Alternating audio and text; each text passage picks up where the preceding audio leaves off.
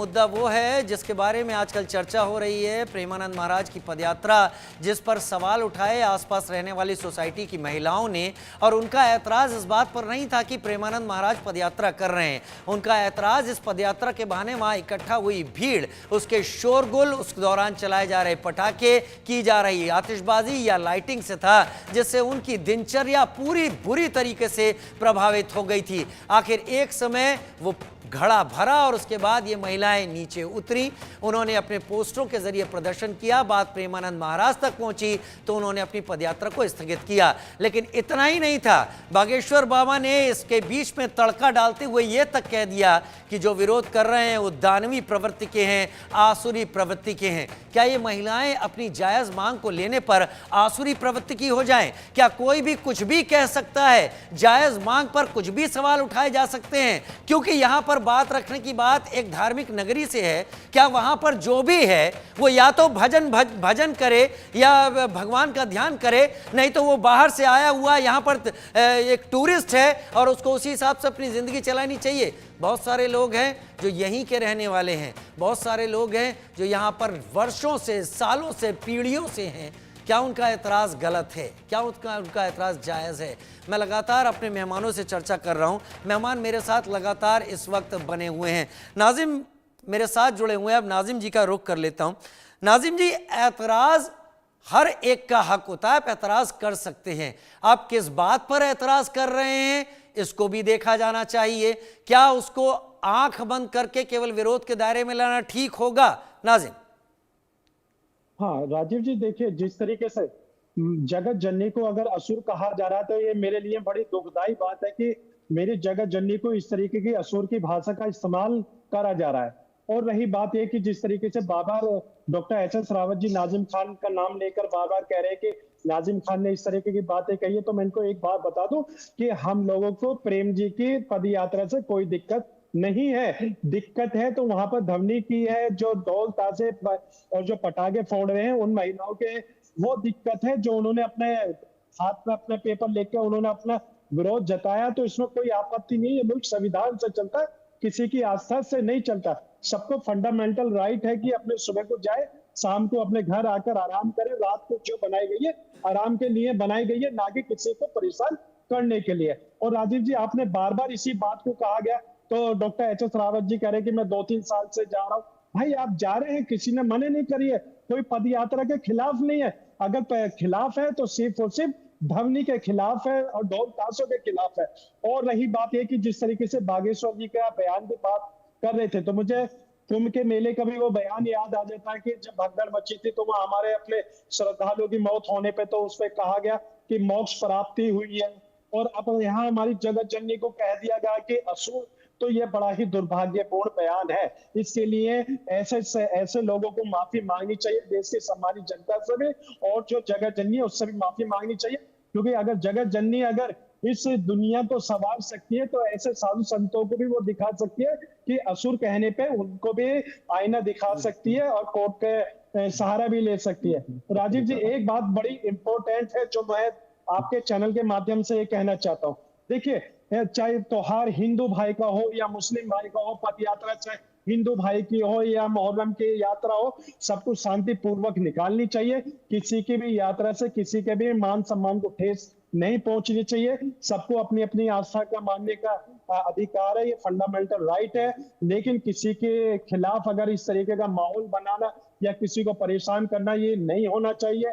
और जिस तरीके से आपने देखा होगा जब शोभा यात्राएं निकलती है राजीव जी, तो मस्जिदों को ठग दिया जाता है। लेकिन जब कोई धार्मिक यात्राएं निकलती है हिंदू भाइयों की, तो एक भी प्लेकार्ड, इन महिलाओं के हाथ में जो प्लेकार्ड इस वक्त चल रहा है, एक पर भी ऐसा नहीं लिखा है। देखिए अब बहुत क्लियर है, हम सब ने ये ठाना है ध्वनि प्रदूषण बंद कराना है।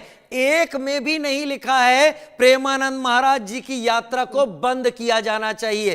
केवल और केवल ध्वनि प्रदूषण के प्लेकार्ड लेकर ये महिलाएं खड़ी हैं। डॉक्टर मोहित शुक्ला, अब मैं आपके पास आता हूं। क्या हमारे धर्म के बड़े जानकारों को यहां पर एक रेखा खींचने का समय आ गया है?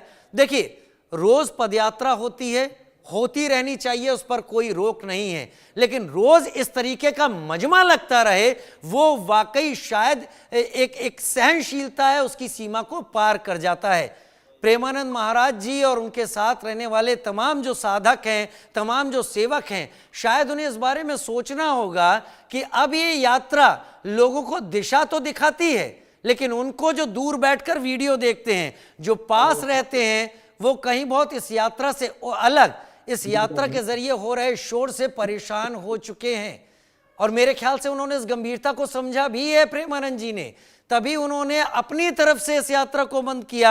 हालांकि यात्रा बंद करने जैसा कोई संदेश मैंने टीवी स्क्रीन पर दिखाया, कहीं किसी महिला ने नहीं लिखा हुआ था। वो सब ध्वनि प्रदूषण की बात कर रही हैं। डॉक्टर मोहित शुक्ला, ये प्रेमानंद जी जो हैं वो बहुत विख्यात प्रख्यात संत हैं और सनातन धर्म के, जैसे मैंने उनको ध्वजा बता के उनको सम्मान दिया है, तो वो उनके समर्थक जो हैं वो वहां इकट्ठे हो जाते हैं जब वो यात्रा निकलते हैं। वो समर्थक जो हैं उनके, वो नहीं कहते हैं कि तुम ढोल बजाओ पटाखे फोड़ो। प्रेमानंद जी तो बहुत महान संत है, वैसी बात कही नहीं सकते। उनके समर्थक ढोल बजाने लगते हैं, जो दर्शन करने वाले वो अपने और ध्यान उनका खींचने के लिए कि प्रेमानंद जी महाराज खुश हो जाएंगे, वो ढोल बजाने लगते हैं, पटाखे फोड़ने लगते हैं। तो इसीलिए प्रेमानंद जी महाराज ने फैसला लिया कि हम ये यात्रा जो है स्थगित कर रहे हैं। और हमारे सनातन में प्रभात फेरी का नियम रहा है कि प्रातः काल, जो आप ब्रह्म मुहूर्त की बात कर रहे थे, पूछ भी रहे थे, जो प्रातः काल होता है 5 से 6 बजे के बीच लगभग आता है समय, तो उस समय प्रभात फेरी होने से क्या होता है कि लोग जागरूक हो जाते हैं। सनातन एक संदेश देता है कि भाई सूर्य उदित होने जा रहा है और सबके उठने का समय हो गया है और सभी लोग आप उठ जाएं, तो उससे किसी को आपत्ति भी नहीं हो सकती, ना ही कोई कह सकता है कि हमें अब सुबह के टाइम ना उठाया जाए, सुबह सोने दिया जाए। मगर रात में जो समय था, इसीलिए संत महोदय ने ये निर्णय लिया कि भाई यात्रा का समय उचित नहीं है 2 बजे, ये प्रातः काल होना चाहिए था। और मैं आशा करता हूं कि अगली यात्रा जब वो निकालेंगे तो आप देखिएगा ब्रह्म मुहूर्त में निकालेंगे। ब्रह्म मुहूर्त में जब भजन वो बजाते हुए यात्रा करेंगे तो कितना सुंदर दृश्य होगा। और सब लोग अपनी अपनी नींद जो है राम की ध्वनि के साथ में जब खोलेंगे, भजन के साथ में प्रभु का ध्यान करते हुए जब आवाज सुनेंगे, उठ जाएंगे, तो उनको खुद एक चेतना मिलेगी, एक ज्ञान मिलेगा कि हमें प्रातः काल जो है सूर्योदय हो उसके पूर्व उठ जाना चाहिए, एक संदेश जाएगा। किंतु रात में 2 बजे जो है सबको जगा देना, ये जो है देवीय शक्तियों का कार्य नहीं है। और हमारे जो है संत इस बात को समझ रहे हैं, तभी उन्होंने ऐसा महान जो है निर्णय लिया है कि अब हम जो है रात्रि के समय यात्रा को स्थगित करते हैं। तो क्या आपको ये भी क्या लगता है, क्या इसी में जुड़ा हुआ आप जवाब दे दें डॉक्टर मोहित शुक्ला, कि ये जो महिलाओं का ये प्रदर्शन था, जिन्होंने अपने हाथ में ये प्ले कार्ड ले रखे थे, ये जरूरत से ज्यादा प्रतिक्रिया थी, क्या आप ये भी समझते हैं? नहीं, देखिए रात में 2 बजे जो है जब भाई उनको दिक्कत हो रही है, आदमी दिन भर मेहनत करता है, परिश्रम करता है, और रात में चूंकि रात्रि विश्राम का ये सतयुग से समय चला आ रहा है, भगवान राम के समय से चला आ रहा है कि रात्रि में जो है वो विश्राम के लिए है। और उनको दिक्कत हो रही थी, सुबह सुबह सबको उठना रहता है और दिन भर कार्य करता है आदमी, व्यस्तता रहती है, थक जाता है। रात्रि शयन के लिए परमात्मा ने बनाई है। वेद में भी मंत्र ऋतं च सत्यं च विद्वा तपसो वद्य जायतो ततो रात्र जायत तथा समुद्रो अर्णवा, कि परमात्मा ने रात्रि को शयन के लिए बनाया और दिन के कार्य के लिए बनाया है। दीपक प्रज्वलित किया है अंतरिक्ष में, वो सूर्य आत्मा जगत स्तु सच्चा स्वाहा वेद में कहा गया, सूर्य जगत की आत्मा। तो इसलिए रात्रि में उनको दिक्कत हो रही थी, तभी उन्होंने ये बात कही है। और बहुत दिन कष्ट सहा होगा, बड़ी उनको जब समस्या बहुत ज्यादा हो गई कि वे वृद्ध लोगों की तबीयत खराब हो रही, बच्चों के एग्जाम है, पेपर है, कोई पढ़ रहा तो भी विघ्न है, कुछ बच्चे रात में जाग के पढ़ते हैं और कुछ लोग वृद्ध लोग विश्राम करते हैं, महिलाओं को सुबह उठना रहता है। तो हमारी संस्कृति रही है कि महिलाएं पुरुषों से जल्दी उठ जाती हैं, तो इसलिए उन्होंने जो रात्रि में 2 बजे बिल्कुल पीक टाइम होता है नींद का, इसलिए उन्होंने विरोध किया। तो उसमें हमारे देखिए संत ने भी उसको बुरा नहीं माना, प्रेमानंद जी महाराज ने उसको बुरा नहीं माना, उन्होंने यात्रा स्थगित कर दी, सबकी पीड़ा को समझा। और संतों का हृदय बहुत विशाल होता है, वो सबकी पीड़ा को समझते हैं। मैंने भी समझा, इसीलिए मंदिर से लाउड स्पीकर ही उतरवा दिया। हमने कहा भगवान का ध्यान तो हम लोग ध्यानावस्थित होके करते हैं, विवेकानंद जी के हम लोग भक्त हैं, और विवेकानंद ने तो ध्यान का मार्ग बताया।